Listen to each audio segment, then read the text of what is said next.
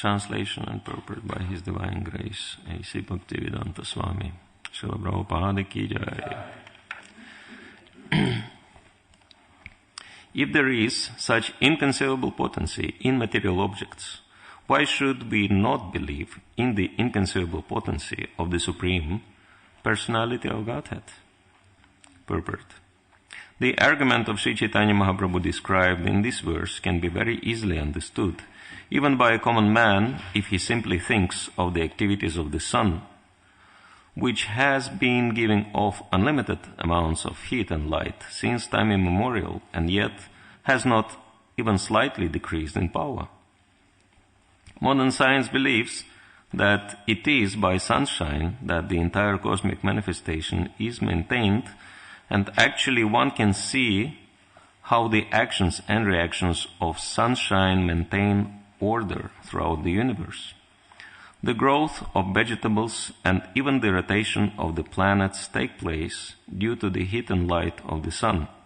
Sometimes, therefore, modern scientists consider the sun to be the original cause of creation, not knowing that the sun is only a medium, for it is also created by the supreme energy of the Supreme Personality of Godhead. Aside from the sun and the touchstone, there are many other material things that transform their energy in different ways and yet remain as they are. It's not necessary, therefore, for the original cause, the Supreme Personality of Godhead, to change due to the changes of or transformations of his different energies. The falsity of Sripad Shankaracharya's explanation of Vivartavada and Parinamvada has been detected by the Vaishnavacharyas, especially Jiva Goswami, whose opinion is that actually Shankara did not understand the Vedanta Sutra. In Shankara's explanation of one sutra, Anandamayobhyasat, he has interpreted the affix mayat with such word jugglery that this very explanation proves that he had little knowledge of the Vedanta Sutra, but simply wanted to support his impersonalism through the aphorisms of the Vedanta Sutra.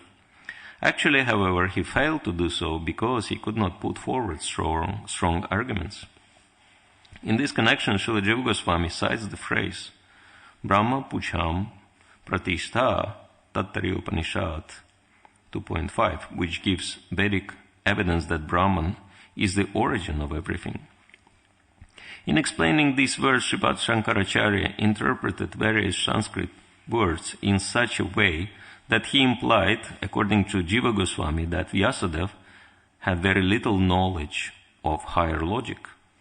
Such unscrupulous deviation from the real meaning of the Vedanta Sutra has created a class of men who, by word jugglery, try to derive various indirect meanings from the Vedic literature, especially the Bhagavad Gita.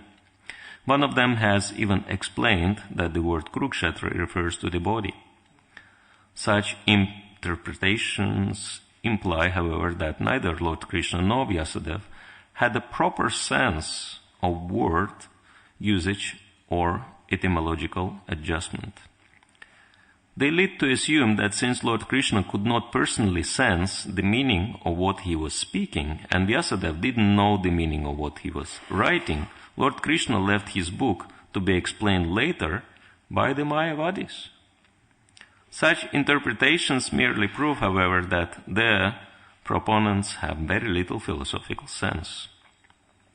Instead of wasting one's time falsely deriving such indirect meanings from the Vedanta Sutra and other Vedic literatures, one should accept the words of these books as they are.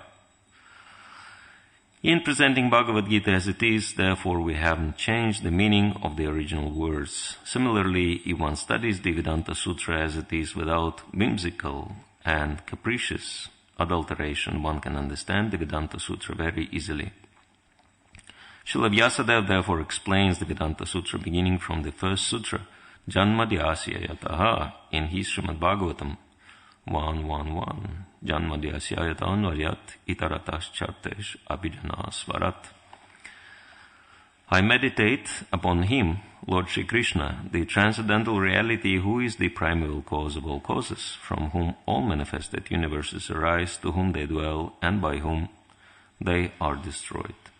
I meditate upon that eternally effulgent Lord who is directly and indirectly conscious of all manifestations and yet is fully independent. The Supreme Personality of Godhead knows very well how to do everything perfectly. He is abhidya, always fully conscious. The Lord therefore says in the Bhagavad Gita 7.26 that He knows everything, past, present and future, but that no one but a devotee knows Him as He is. Therefore, the Absolute Truth, the Personality of Godhead, is at least partially understood by devotees of the Lord. But the Mayavadi philosophers, who unnecessarily speculate to understand the Absolute Truth, simply waste their time. Once again, this text, if there is such inconceivable potency in material objects, why should we not believe in the inconceivable potency of the Supreme Personality of Godhead?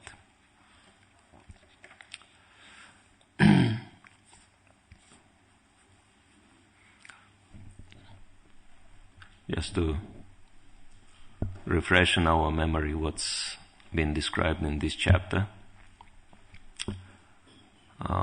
in that particular part of the chapter, we understand that Lord Chaitanya, even though superficially he was taken sannyas in Mayavad school, so externally he looked like Mayavadi sannyasi. He had the same robes, he looked exactly the same, but nevertheless he was avoiding mixing with Mayavadis for obvious reasons. But then Mayavadis were blaspheming him, and Lord Chaitanya's devotees were very disturbed by that blasphemy. And Lord Chaitanya decided to show mercy to Mayavadi sannyasis, and even though he never accepted any invitations for lunch with Mayavadis, but then when one Brahman came to him and he said, inspired by the Lord from within the heart, he said, even though you do not accept any invitations for lunch with Mayavadis, but somehow I want to still invite you. And to everybody's surprise, Lord Chaitanya said, yes, I'll come. Because his plan was to convert the sannyasis. And then he came, and when he came, he washed his feet and he sat very humbly near the place where the feet washing was done, which was considered to be contaminated. But when he was sitting, he was emanating such an effulgence that all the sannyasis noticed that. And they realized that he is the Supreme Lord. We can safely say that in the entire history of Mayavad lineage, there were only two personalities who displayed perfection according to their goals. There was one person who completely realized Brahman, who was completely Brahman realized, and that was Shankaracharya himself, because he is Lord Shiva. And there was only one instance when sannyasi was actually God. And that was Lord Chaitanya Mahaprabhu. So, Mayavadi sannyasis calling themselves Narayan, Narayan. But in this instance, that was real Narayan. That was Lord Chaitanya. And so they recognized that he is actually the Supreme Lord. He attained full perfection because he was emanating amazing bodily effulgence. And they became very attracted by that. And then they were telling him, Shripadji, why are you sitting in this unclean place? Please come and sit with us. And Lord Chaitanya said, well, I'm not fit to sit with you in your company because I'm a very low-class sannyasi. They have these gradations in Mayavad school from higher to lower. And Lord Chaitanya took sannyas from Keshav Bharati, who belonged to that lower level of sannyas. But nevertheless, Mayavadis were insisting, yes, please come, we want to ask you something. And Lord Chaitanya agreed, and then they were asking, why are you dancing and singing like a sentimentalist? You're supposed to be studying Vedanta. And then Lord Chaitanya, of course, explained that spiritual master considered me to be a fool, unfit to study Vedanta, and therefore he told me just chant Hare Krishna, and I started doing so, and I felt complete ecstasy, which my spiritual master later explained was pure love of God. And so I'm very happy to be on that level. And of course, Lord Chaitanya was very well known as a great scholar and Pandit. He was known as Nimai Pandit from his very childhood. So the statement that he was incapable to understand Vedanta Sutra was, of course, a clear manifestation of his humility. And therefore, sannyasi Mayavadis, Mayavadi sannyasis, they wanted to hear from Lord Chaitanya what's the reason he is not studying the Vedanta Sutra. And then, of course, Lord Chaitanya explains to them that Mayavad understanding of Vedanta Sutra is completely wrong.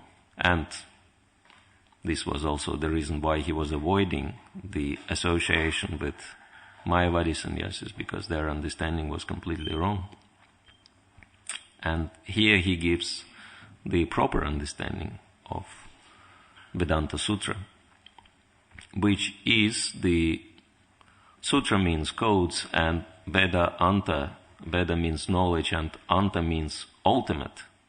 So the ultimate knowledge in form of codes, this is what Vedanta Sutra is. So the entire knowledge and the topmost knowledge of the Vedas was recorded by Srila Vyasadeva in Vedanta Sutra.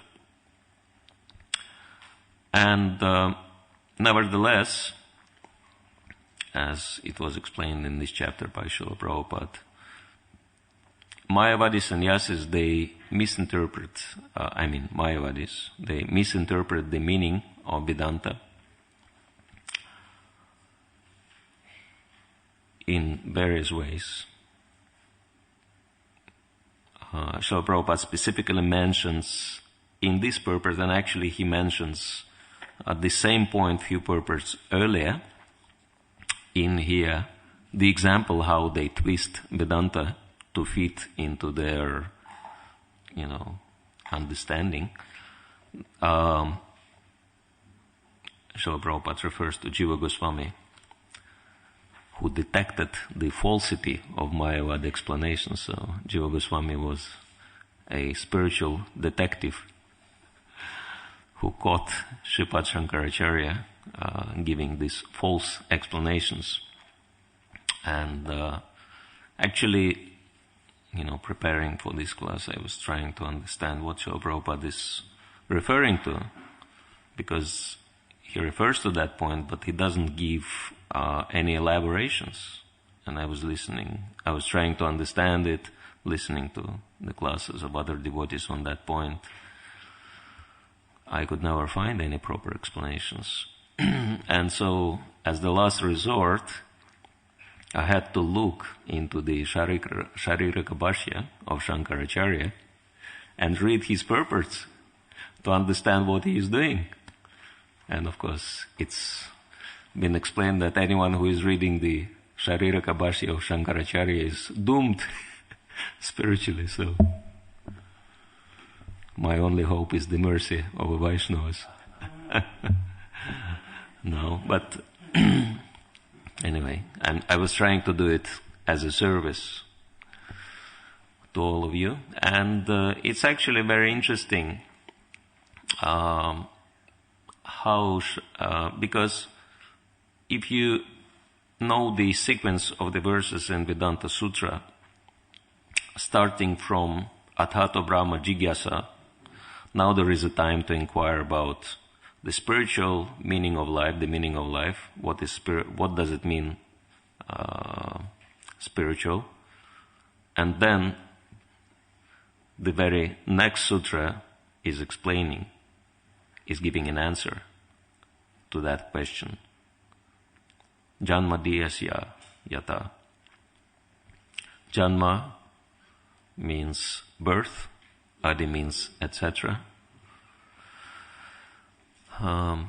Creation, maintenance, destruction. Asya, of him, yata, therefore, thereof. So it's been explained that he is the source of creation, maintenance, and destruction. And then all the further verses, and of course the perfect explanation of Vedanta Sutra is Srimad Bhagavatam, to which Srila Prabhupada is also referring in the end of the purport, the very first verse of Srimad Bhagavatam. Janma diyasya yatan vayat itaratas charteshu abhigya svarat tena brahma hridaya adhikavaya muhyanti yat sureha tejavarim hridam yata vinimayo yatra trisargom risha danna svena sada nirasta kuhakam satyam param dimahi.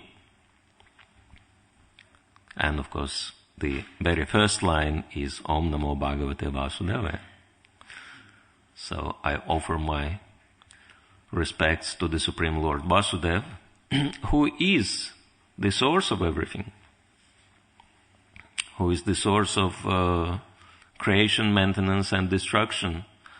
And he is directly and indirectly aware of everything, so he is in charge of everything. Itarastas charteju abhigya svarat, so he is all cognizant, and svarat, he is independent as well.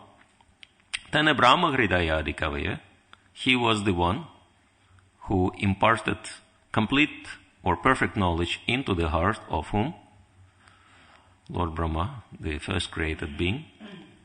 Muhyanti yat suraya, and he is bewildering even to the suras, to the great demigods. Tejavarim hridam yatha vinimayo yatratri sangom risha, that he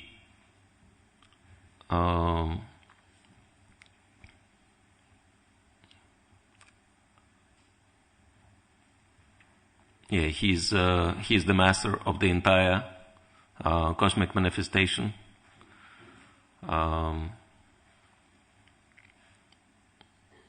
All the three worlds, which appear factual due to his illusory potency.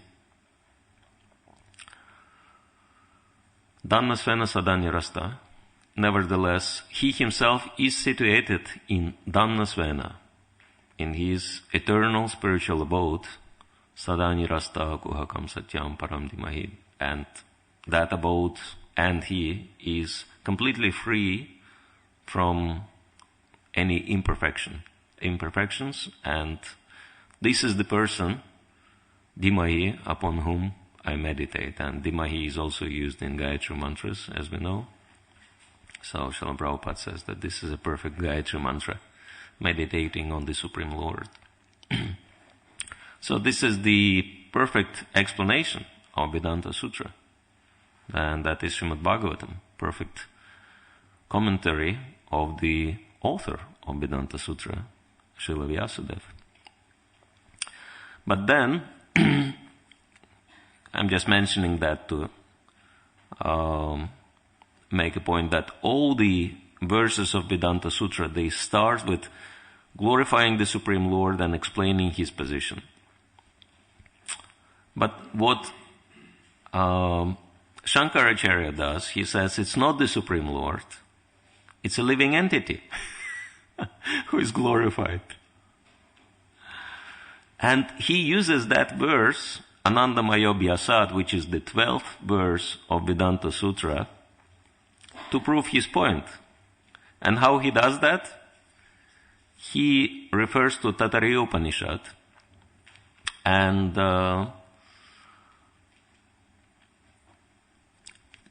probably many of you know about 5 koshas, 5 levels of consciousness, yeah? Starting with Annamaya and finishing with Anandamaya. And so he refers to that because this explanation is given in Taittiriya Upanishad. And he says that Anandamaya, which in those verses referring to the living entity, because living entity is also full of bliss, he says this is the proof that Anandamaya Vyasat in Vedanta Sutra also refers to the living entity.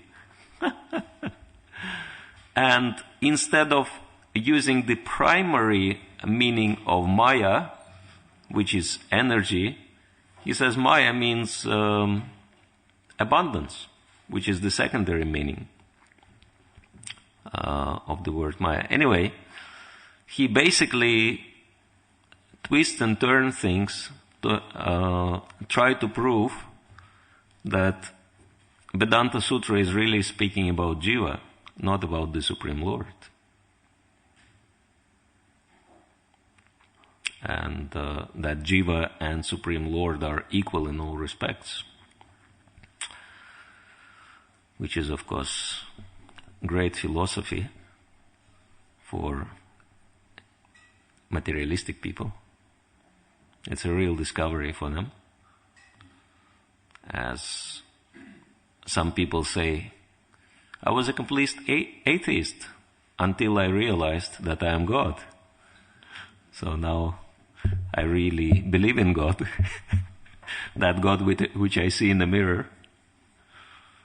Like one woman told to the other that I had to divorce my husband on the basis of religious differences.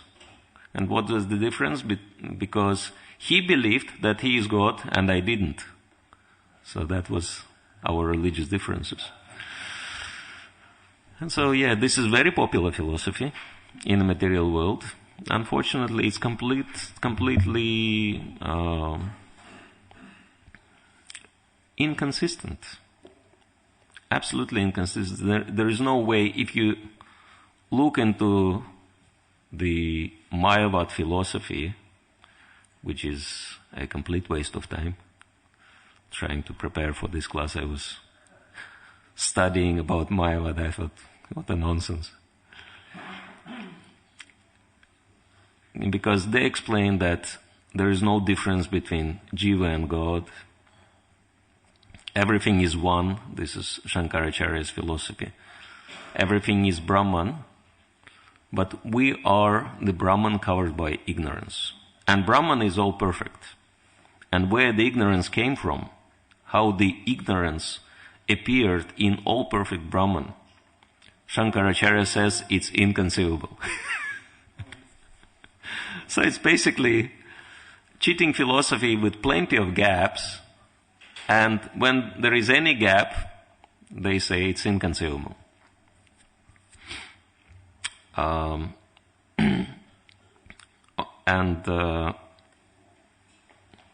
what is actually inconceivable is the Supreme Lord.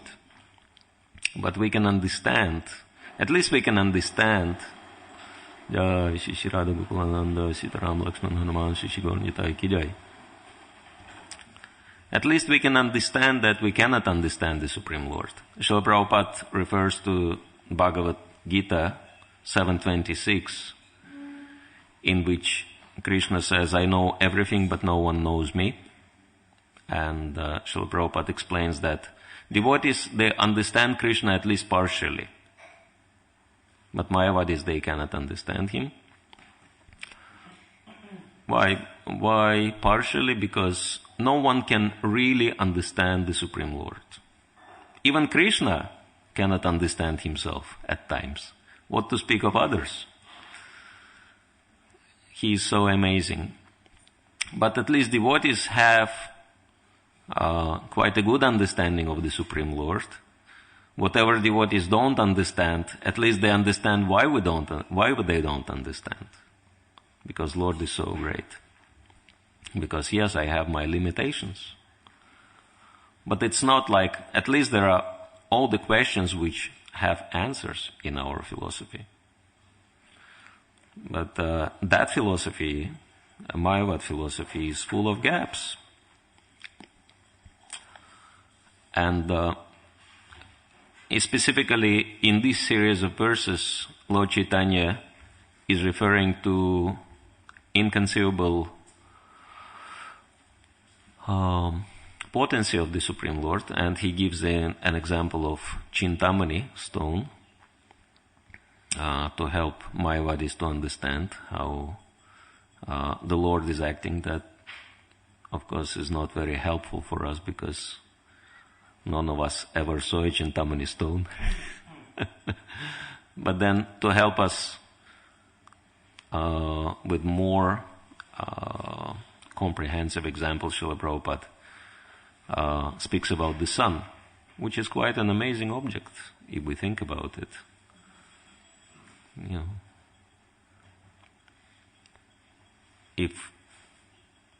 know, when before I ever learned about Krishna consciousness, I was always thinking, how something can burn for so long and be so powerful. And it doesn't seem, what is in there to burn like that? So that's inconceivable. We don't see these examples. And even though sun is, distributing so much heat and light, it doesn't seem to diminish in potency. Of course, some scientists say that still it is diminishing gradually, and in few billions of years it will run out. Again, who will live long enough to check whether they were right or wrong? But anyway, it's a very amazing object. There are so many amazing, inconceivable things in nature that we can, someone can give the whole series of seminars on the subject, inconceivable manifestations in nature. Even the earth we are living in, it's a seemingly material object, but then it is hot inside. And, it's also another question. Who is burning what and how it happened, Why it is hot? Because we don't see any material objects which are hot inside. But the living body is hot inside because there is a soul inside. And so Shastras are explaining that earth is not an object, it's a living entity. So therefore it has heat inside. And so there are so many inconceivable things in nature, and there are unlimited examples that something can change the quality of those who come in touch without changing its own quality. We just been to the Israel recently with His Holiness Indradyumna Maharaj, and devotees took us to the Dead Sea. And that sea is known to cure so many people from so many diseases, but nevertheless, that sea doesn't become contaminated by curing people. Of course, these are material examples which are limited. But even in the law of physics, one of the primary laws is the law of conservation of energy. It says that energy is not created and it's not destroyed. It's always there. It's just transferred from one object to another. So there are so many things, even in the material world, which never change. The energy never changes. The amount of water, for example, on this planet never changes. It just transfers from one place to the other. So there are many examples of what we call parinam, parinamava, the transformation of energy. And so Lord's energy is transformed and Lord does not change, which is going against the Mayavadi understanding that Lord became distributed throughout his creation, and therefore he doesn't exist as a person. You know, they say in the same way as a piece of paper which is torn apart, and so all the pieces are existing, but the piece of paper as such does not exist.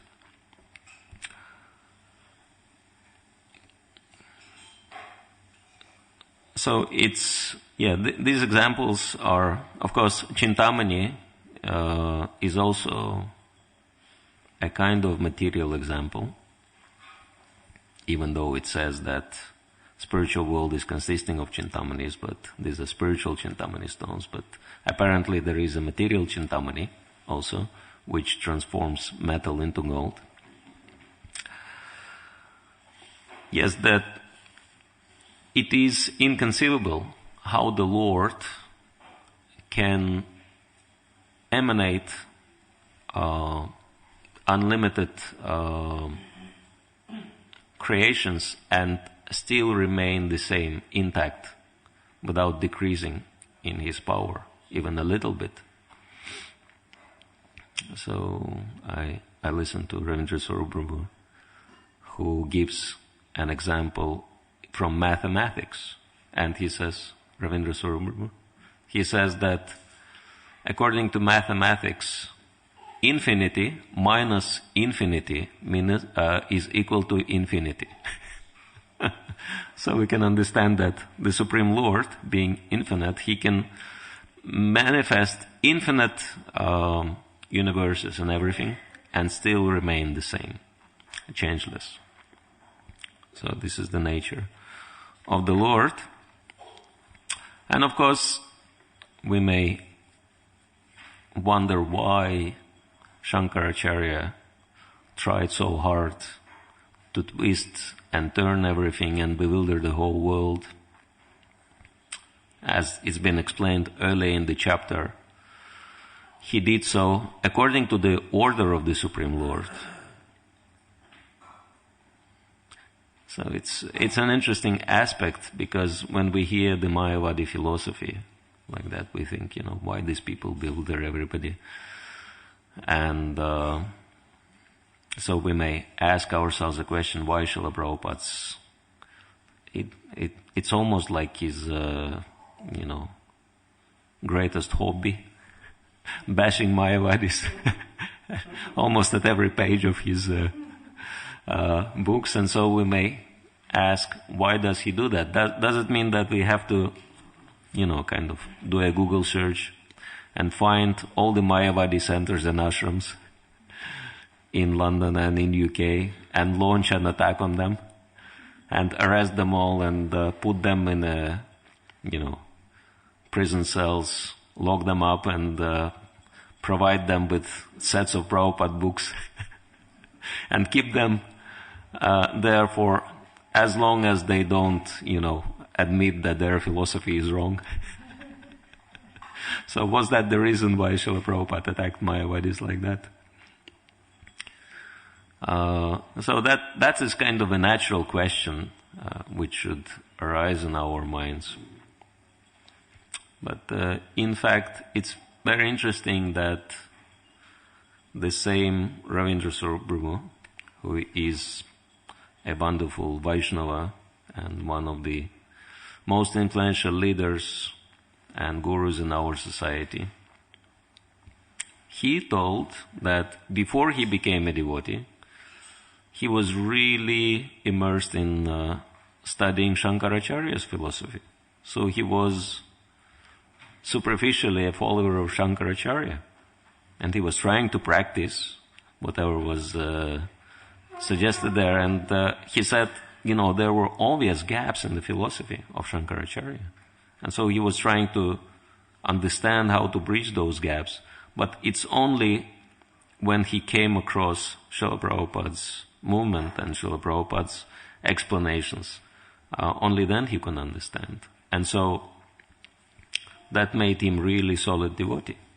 So in fact, if someone is sincere, when he comes across Shankaracharya's philosophy, then it helps one. A, to develop faith in Vedas, and B, to trying to bridge the gaps in one's understanding. And so, in one sense, this was the plan of Shankaracharya, to give all sincere people a kind of guidance towards Krishna, and that's why he says, Bhaja Govinda, Bhaja Govinda, Bhaja Govinda Mutamate. You fools just worship Govinda. Your jugglery of words will not help you at the time of death. And, even though it's considered to be kind of poison, Shankaracharya's philosophy, this is what Srila Prabhupada says.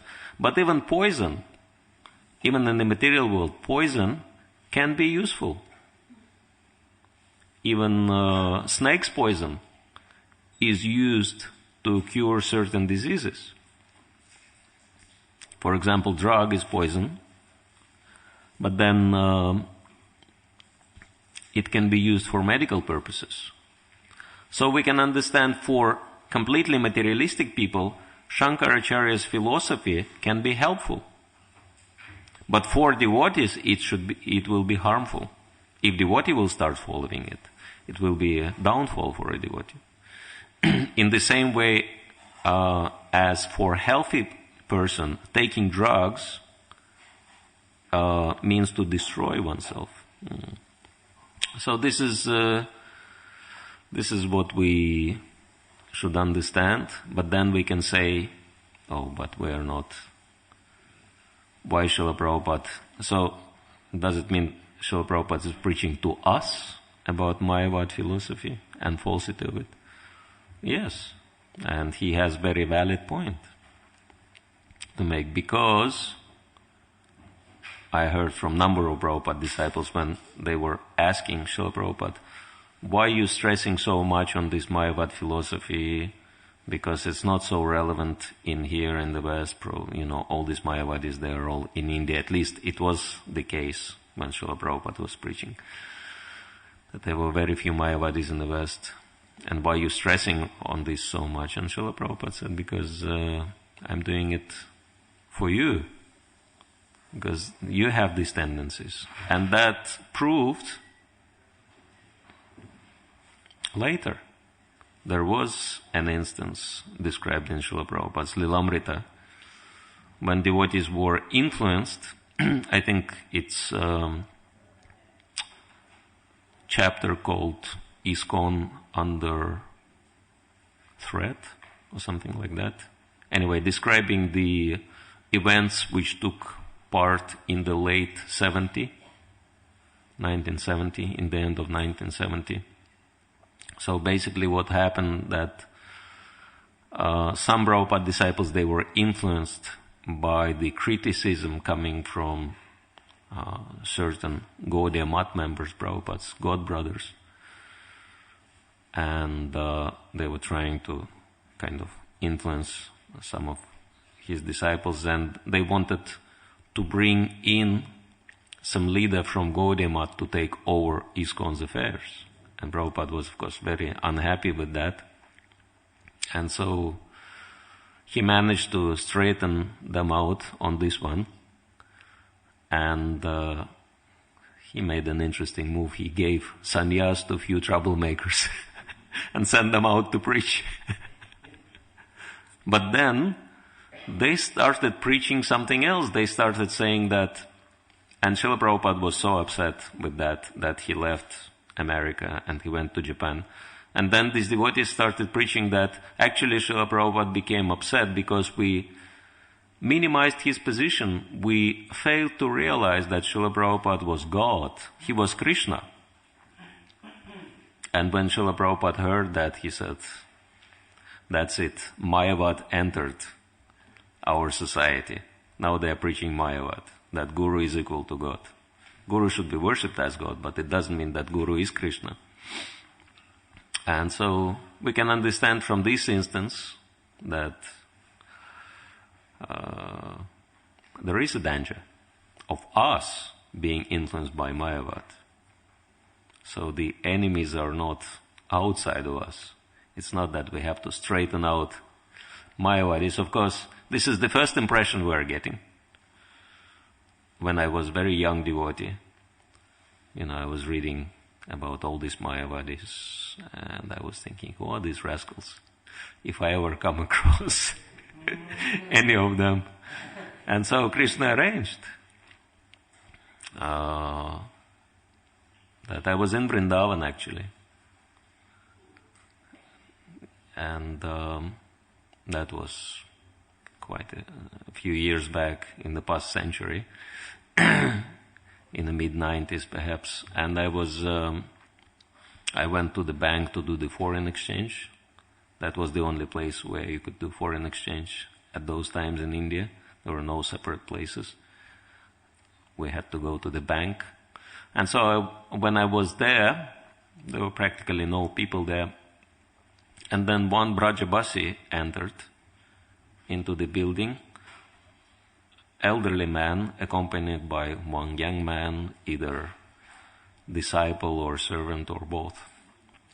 And then when that elderly man saw me, he said, "Oh, you are brahmachari studying Bhagavad Gita." I said, "Yes, Maharaj, I'm trying." And he said, "So, if you read Bhagavad Gita, you should be knowing that you are Krishna now." And I was shocked. I said, "I'm not Krishna. I'm Krishna's servant." And he said, No, you are Krishna. And I'm also Krishna. We're all Krishnas." And, I just couldn't believe it. And I felt that, kind of irritation inside of me and actually anger. I was thinking, who is this man? And then I challenged him. I said, "So you think you are Krishna?" He said, yes, of course, I am Krishna." And I said, "You know that one of Krishna's expansions, Mahavishnu, so many universes emanating from his body. And what does your body emanate? Only stool and urine. And you still think you are Krishna?" And so that man kept quiet. But then, the cashier at the till, he told me, "How do you speak to, this elderly man, in such a disrespectful way?" And I turned to him, I said, "Do you also believe in this philosophy?" He said, No. Leave me alone. So, but, of course, we can see Lord Chaitanya Mahaprabhu's example in this chapter that he is not offending Mayavad sannyasis, and he is behaving with them very respectfully and very humbly. And actually, this is how he wins their hearts, and this is how he converts them. And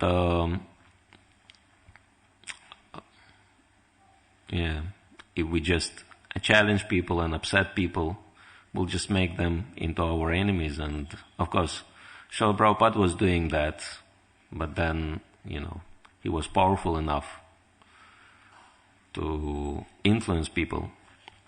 But we should ask ourselves whether we will achieve purposes in such a way.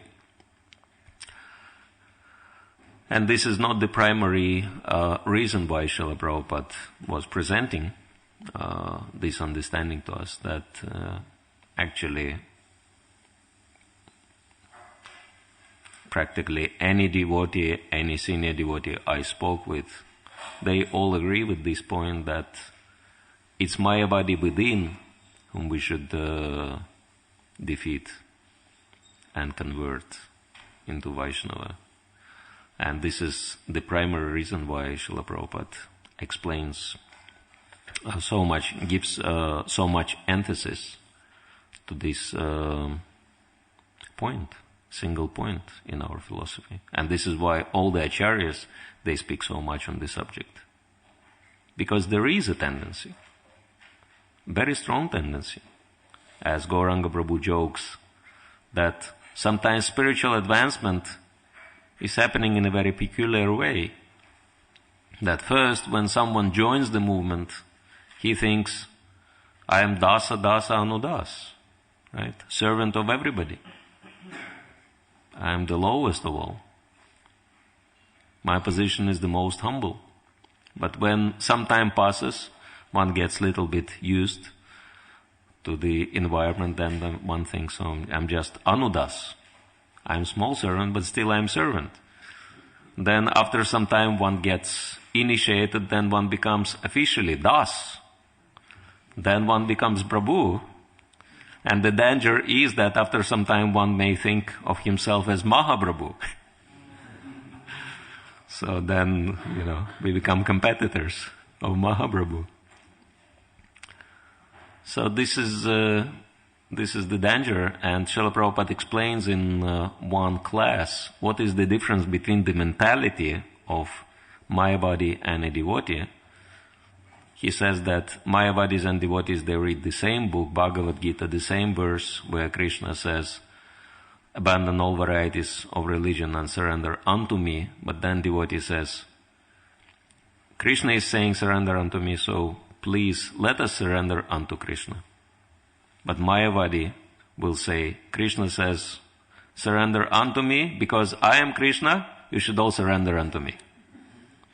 So we can understand that the two greatest dangers of Mayavad are A, pride, which comes from devotional achievements, which is, I think, the single most greatest obstacle on the path of spiritual advancement.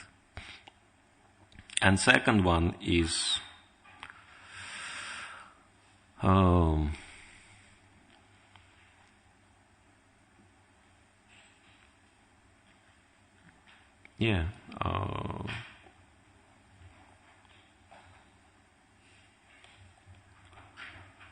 desire to enjoy in this position. And so we can understand that desire to control and enjoy, these are the two flaws in the conditioned souls. And this is what this philosophy propounds, finally, ultimately, and this is what we need to avoid in our spiritual life. And it seems to be the main reason why Srila Prabhupada speaks about this philosophy so much. Alright, so thank you. Thank you very much. If you have any comments or questions, Sutapa Prabhu said we can finish before 8:45, so we have a few more minutes.